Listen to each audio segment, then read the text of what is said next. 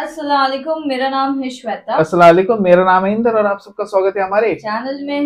अभी हम वीडियो करने वाले कोहिस्तानी का करबला टू अमेरिका। आइए देखते हैं। कुरान की एक सूरत है, सूरह रूम, जो उस जमाने की एक सुपर पावर के बारे में नाजिल हुई, द ग्रेट रोमन एम्पायर के बारे में। और सिर्फ यही नहीं, बल्कि कुरान में बार बार ऑलमोस्ट हर जमाने के सुपर पावर्स को डिस्कस किया गया है, जैसे कि जुल्करनैन, फिरौन, नमरूद। मतलब एज अ मुस्लिम अपने दौर के सुपर पावर्स को समझना एक बहुत ही इंपॉर्टेंट काम है। और आज हमारे दौर का सुपर पावर है अमेरिका। America great again.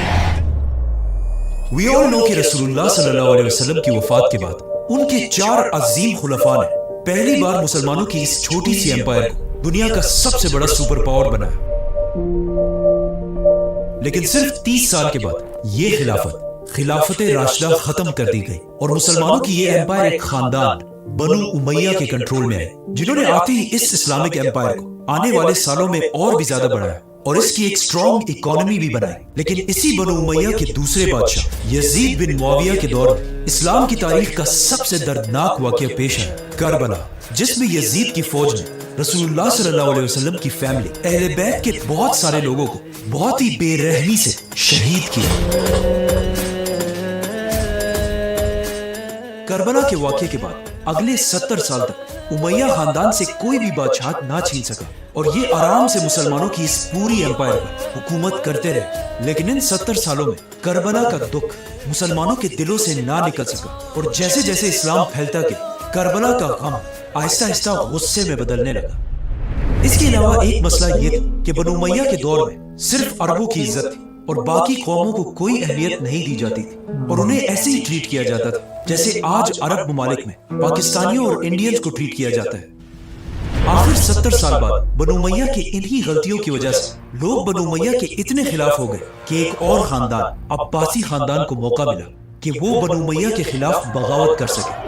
कहा जाता है कि अब्बासी खानदान के लोग हर शहर में जाकर वहां के लोगों को करबला के वाकयात की याद दिलाते थे, जिससे लोगों में बनु उमैया खानदान के लिए गुस्सा और भी बढ़ जाता था।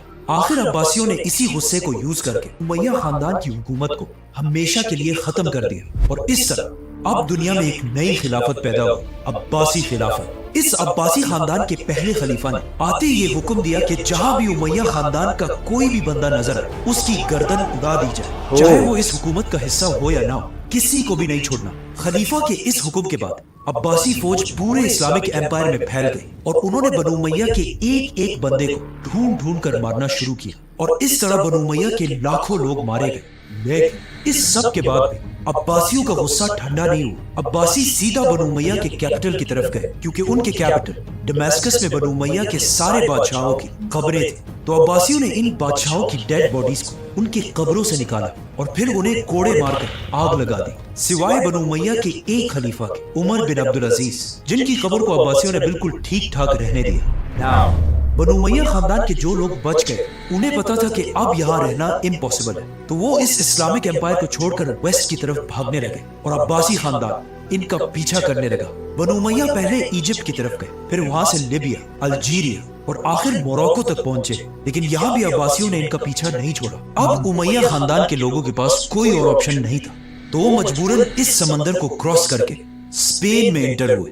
स्पेन इससे कई साल पहले मुसलमान फतह कर चुके थे, तो बनु उमैया ने वहां के मुसलमानों से दोबारा स्पेन को फतह किया और अगेन वहां पर उमैया खानदान की एक नई हुकूमत बनाई।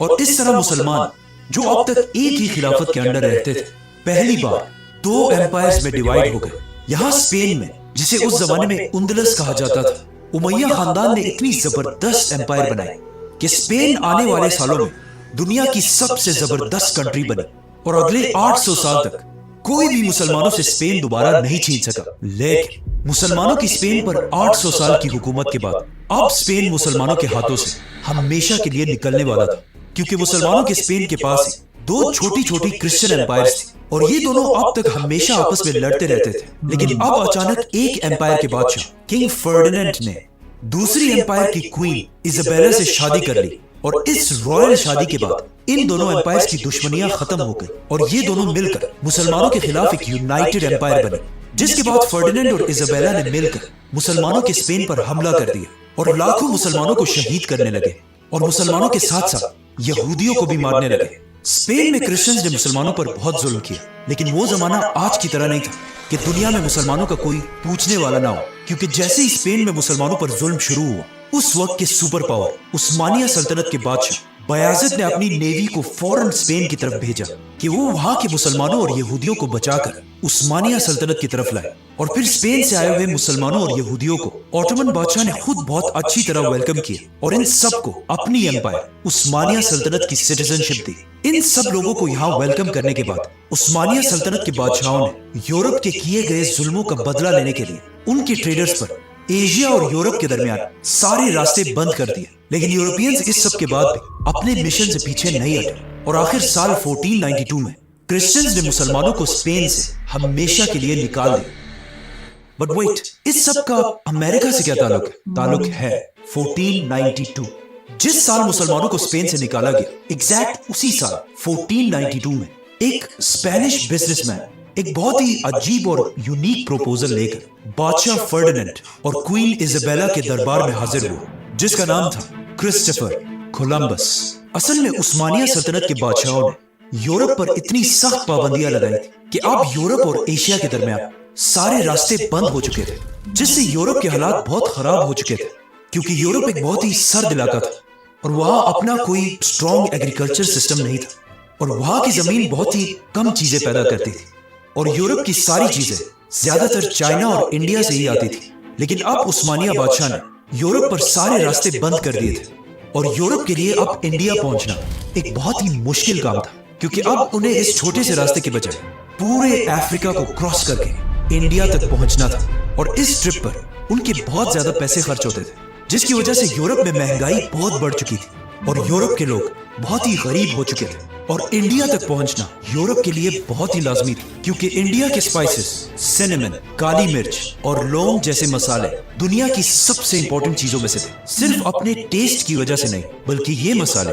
उस दौर के मेडिसिन में भी यूज किए जाते थे। और मोस्ट इंपॉर्टेंटली, उस जमाने में दुनिया में फ्रिजेस और फ्रीजर्स नहीं थे, तो लोग इन्हीं मसालों को यूज करके खाने पीने की चीजों को खराब होने से बचाते थे। उस्मानिया सल्तनत के पाबंदियों के बाद अब यूरोप को इस छोटे से रास्ते की बजाय पूरे अफ्रीका को क्रॉस करके इंडिया तक पहुंचना पड़ता था। इस सफर पर उनका खर्चा भी बहुत होता था और बहुत सारी कश्तियां तबाह भी हो जाती थी। कोलंबस का प्लान ये था कि वो इंडिया की तरफ एक नया रास्ता ढूंढेगा, जिस रास्ते को उस्मानिया सल्तनत कंट्रोल नहीं कर सकेगी। और उसका ये आइडिया बादशाह और मलका दोनों को बहुत अच्छा लगा और इस तरह कोलंबस 3 कश्तियों के साथ पहली बार एक नई दुनिया की तरफ रवाना हुआ और बरमूदा ट्रायंगल को क्रॉस करते हुए ऑलमोस्ट 36 डेज के सफर के बाद कोलंबस की कश्तियां एक आइलैंड तक पहुंची। कोलंबस ने इस आइलैंड पर पहुंचते वहां कुछ ब्राउन कलर के लोग देखे, मतलब बिल्कुल हमारी तरह के लोग, और उसे लगा कि फाइनली हम इंडिया पहुंच चुके। इसीलिए कोलंबस ने वहां सारे लोगों को इंडियंस का नाम दिया और कहा जाता है कि अपनी मौत तक कोलंबस यही समझता था कि ये सारे इलाके इंडिया ही है, बट ही वाज रॉन्ग। इससे कई साल बाद एक नए एक्सप्लोरर अमरीको ने पहली बार ये ऐलान किया कि ये इंडिया नहीं बल्कि एक नई दुनिया है, और इसी अमरीको की वजह से आज इन सारे इलाकों को अमरीका कहा जाता है। कोलंबस के बाद स्पेन से लोग अमेरिका की तरफ आते गए और यहाँ के लोकल लोगों को मारकर अपनी एम्पायर बनाने लगे। इसीलिए आज भी अमेरिका में सबसे ज्यादा स्पेनिश जबान ही बोली जाती है। स्पेन के बाद जब बाकी यूरोप को भी अमेरिका की इस नई दुनिया का पता चला, तो फ्रांस, ब्रिटेन और पोर्चुगल ने भी अपनी आर्मीज अमेरिका की तरफ भेजी और इसे कब्जा करने लगे।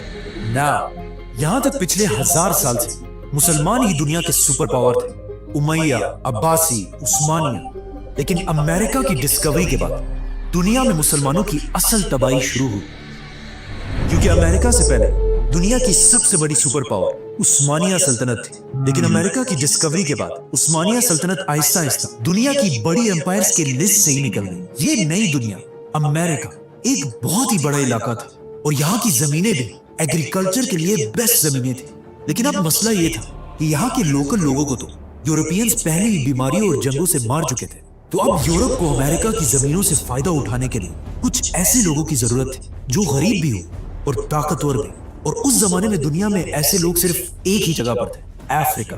तो सबसे पहले ब्रिटिश अफ्रीका की तरफ गए और वहां से अफ्रीकन्स को कश्तियों में भर भर के अमेरिका की तरफ ले जाने लगे। इन लोगों को जबरदस्ती पहले अफ्रीका से किडनैप किया जाता था और फिर इन्हें कश्तियों में नीचे जंजीरों से बांधकर बिल्कुल जानवरों की तरह अमेरिका पहुंचाया जाता था। इसी तरह British almost 3.1 million 31 lakh African को गुलाम बनाकर अमेरिका की तरफ लाया। लेकिन ये सिर्फ 31 लाख नहीं थे, क्योंकि इन अफ्रीकन को अमेरिका लाने के बाद ब्रिटिश हुकूमत ने एक नया कानून बनाया कि इन अफ्रीकन गुलामों के जो फ्यूचर में बच्चे पैदा होंगे वो भी ऑटोमेटिकली हम व्हाइट लोगों के गुलाम होंगे। और इस तरह ब्रिटिश ने इन ब्लैक स्लेव्स को यूज करके अमेरिका की इकोनॉमी को आहिस्ता आहिस्ता स्टेबल किया। लेकिन जैसे जैसे अमेरिका स्ट्रांग होता गया, ब्रिटिश और अमेरिकन के दरमियान लड़ाइयां शुरू होने लगी, क्योंकि यहाँ पर मसला ये था कि अब ब्रिटिश दो हिस्सों में डिवाइड हो चुके थे। एक वो अंग्रेज जो यहाँ ब्रिटेन में रहते थे और दूसरे वो जो कोलंबस के बाद पिछले 300 साल से अमेरिका में आबाद हो चुके थे। तो अब ब्रिटेन के अंग्रेजों ने अमेरिका के अंग्रेजों को हुक्म दिया कि अमेरिका की जमीनों से जितने भी प्रॉफिट्स मिलेंगे वो सब हमारे कैपिटल लंदन की तरफ भेजे जाए। लेकिन अमेरिका के अंग्रेजों ने ऐसा करने से इनकार कर दिया। अमेरिकन की इस बगावत से ब्रिटिश को बहुत गुस्सा आया और उन्हें सबक सिखाने के लिए ब्रिटिश ने अमेरिका की हर चीज पर, चाय, टोबैको, कॉटन पर हैवी टैक्सेस लगाए, जिससे अमेरिकन ने आखिर ये फैसला किया कि अब हम इन ब्रिटिश के अंडर और नहीं रह सकते और अपने लीडर जॉर्ज वॉशिंगटन के साथ अपनी आजादी की जंग शुरू की।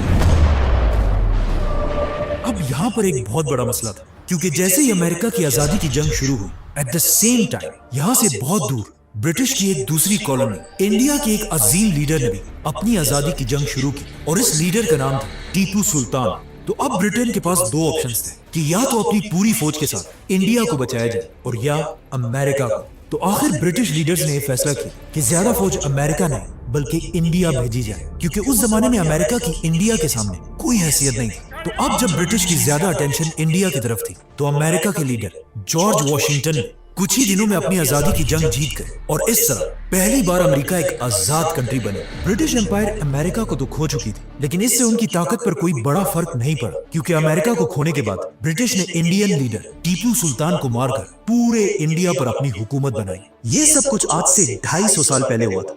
250 साल जब एक तरफ पूरी दुनिया में बादशाह और मलकाओं की हुकूमत थी, लेकिन यहाँ अमेरिका में उनके पहले प्रेसिडेंट जॉर्ज वॉशिंगटन ने पहली बार एक प्रेसिडेंशियल सिस्टम बनाया, जिसमें अमेरिकन का कोई बादशाह नहीं था और उनका प्रेसिडेंट भी सिर्फ 8 साल ही हुकूमत कर सकता था। और इस रूल को हमेशा कायम रखने के लिए अमेरिका के पहले सदर जॉर्ज वॉशिंगटन ने 8 साल बाद अपनी पोस्ट छोड़ दी। हालांकि उन्हें ऐसा करने की कोई जरूरत नहीं थी, क्योंकि उस वक्त वो अपनी पावर के पीक पर थे। लेकिन उनकी इस कुर्बानी की वजह से आज तक अमेरिका का एक प्रेसिडेंट भी इस रूल को तोड़ नहीं सका और इसके साथ ही दुनिया का सबसे बेहतरीन मेरिट का सिस्टम बना, जिसकी वजह से आहिस्ता आहिस्ता अमेरिका की इकोनॉमी पूरी दुनिया में सबसे तेजी से आगे बढ़ने लगी।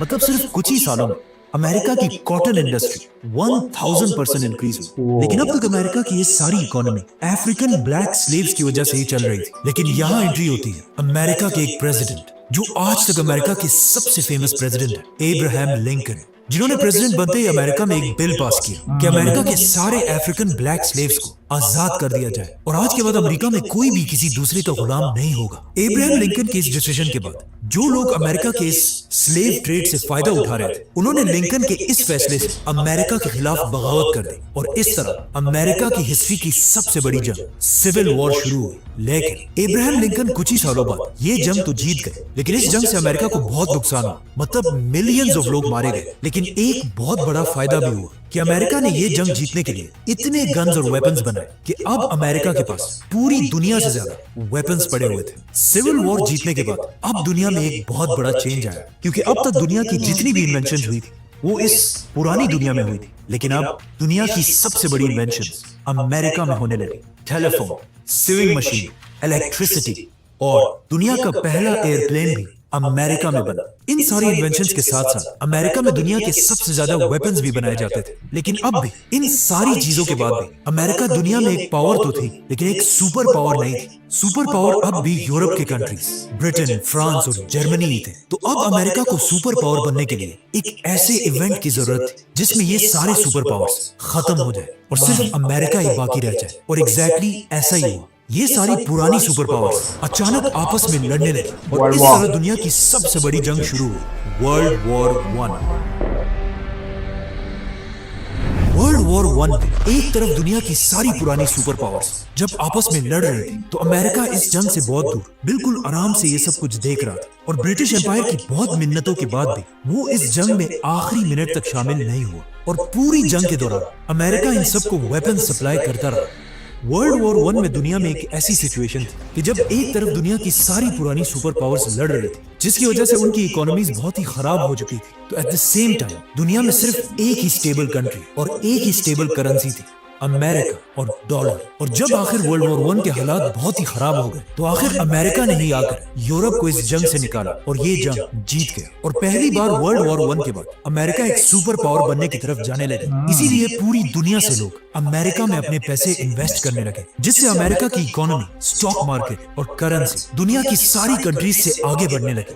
लेकिन जैसे ही अमेरिका वर्ल्ड वॉर 1 के बाद अपनी पीक तक पहुंचा, अचानक आउट ऑफ नोवेयर अमेरिका की पूरी इकोनॉमी क्रैश हो गई। ये अमेरिका की तारीख का सबसे बड़ा क्रैश था, और इस क्रैश को आज तक द ग्रेट डिप्रेशन के नाम से याद किया जाता है। ये इतना खतरनाक क्रैश था कि कुछ ही दिनों में अचानक अमेरिका के सबसे रिच लोग खाने पीने की चीजों के लिए भी रोड पर खड़े होकर भीख मांगने लगे, और इस क्रैश से ऑलमोस्ट 23,000 अमेरिकन ने अपने हाथों से अपनी जान ली, जिनमें से बहुत सारे लोगों ने अमेरिका की इन्हीं खूबसूरत बिल्डिंग से छलांग लगाई। अमेरिका की इसी तबाही का सबसे बड़ा फायदा यूरोप के एक नए यंग लीडर ने उठाया, जिसने पूरी दुनिया को बताया कि ये अमेरिका भी कोई इतनी बड़ी चीज नहीं है, तो हमें एक नए निजाम, एक नए सिस्टम की जरूरत है। और इस लीडर का नाम था एडोल्फ हिटलर।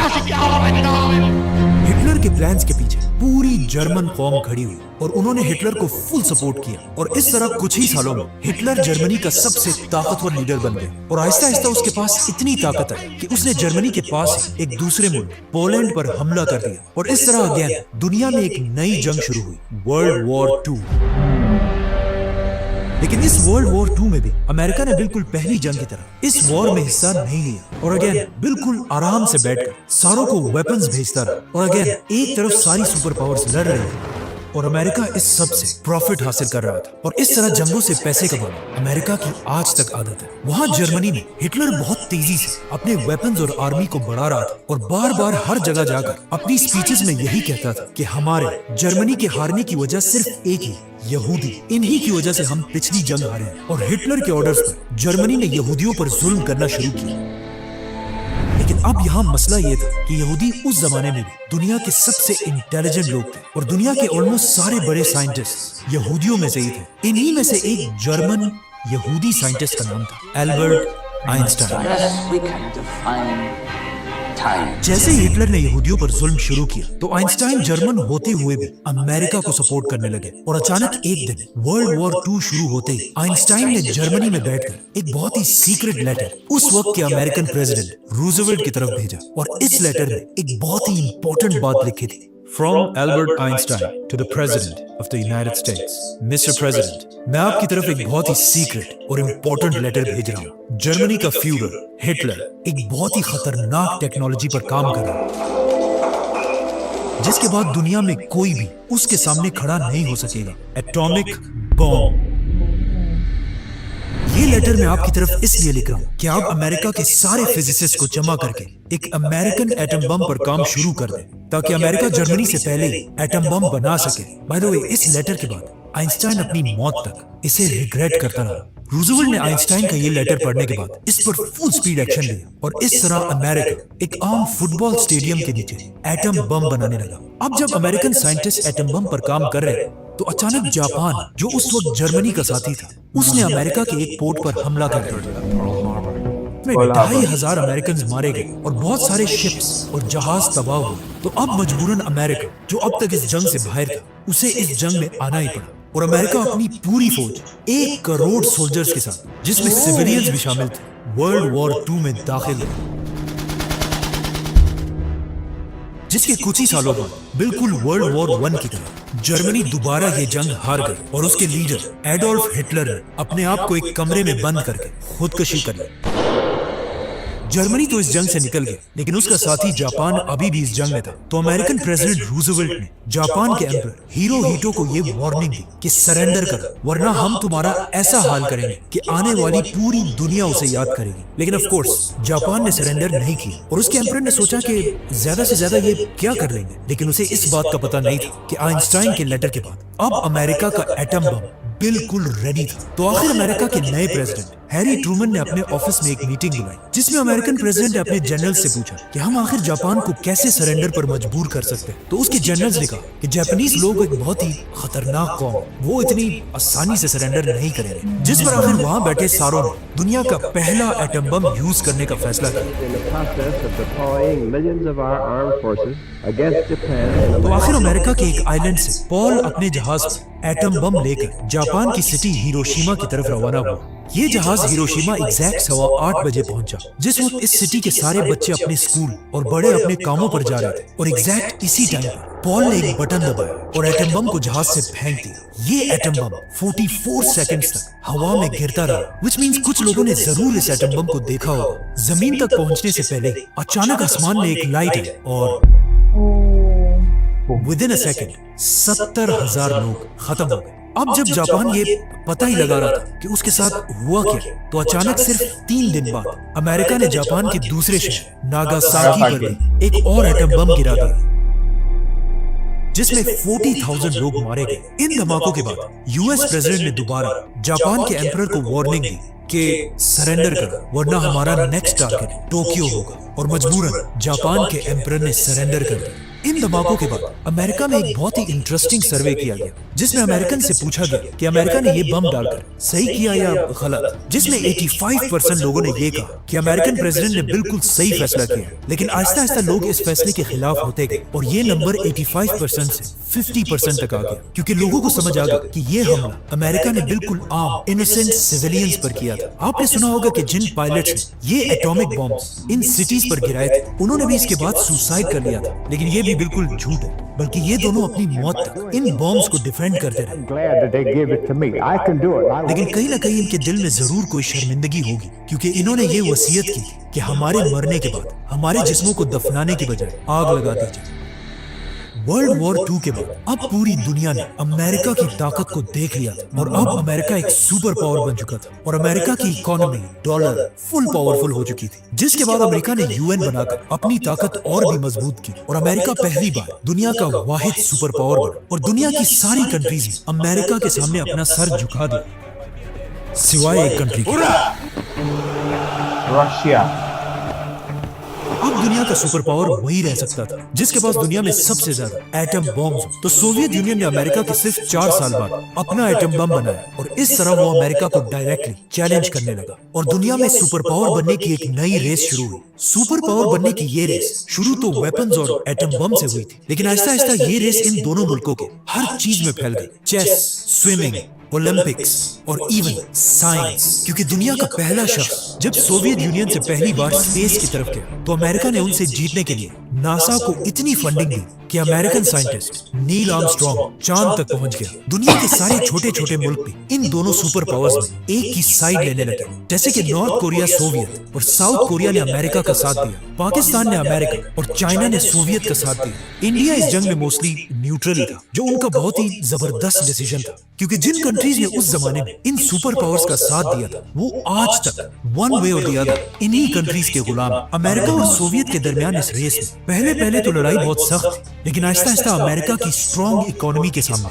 सोवियत खड़े नहीं हो सके और आखिर इस 40 साल की कोल्ड वॉर के बाद 1991 में सोवियत यूनियन टूट गया और अगेन एक बार फिर दुनिया का वाहिद सुपर पावर अमेरिका बना। अगर देखा जाए जब पिछली सदी शुरू हुई 1900s में तो दुनिया में बहुत सुपर पावर्स थे, ब्रिटिश एम्पायर, फ्रांस, जर्मनी, उस्मानी, रशिया, लेकिन उस सदी के खत्म होते ही दुनिया का सिर्फ एक ही सुपर पावर बाकी रहा, अमेरिका।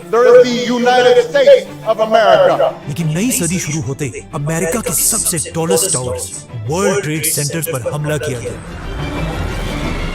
सब्सक्राइब।